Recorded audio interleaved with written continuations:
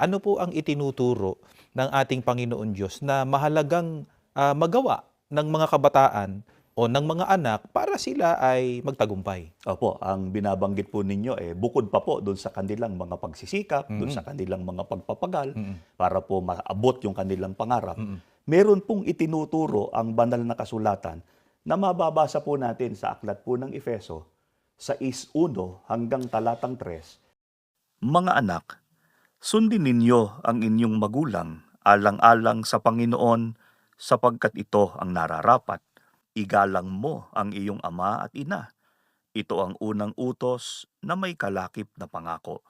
Ganito ang pangako, ikaw ay giginhawa at lalawig ang iyong buhay rito sa lupa.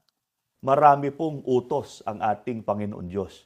Pero ayon po sa mga talatang ating binasa, ang pagsunod po at paggalang sa mga magulang ay ang unang utos na mayroon pong kalakip na pangako. Ano po yung pangako, kapatid na Jun? Ang pangako po ng ating Panginoon Diyos sa susunod at gagalang sa kanyang mga magulang na ang itinuturo po, kapatid na Dindo, ay ayon sa mga kalooban ng Diyos. Ano po? Tama.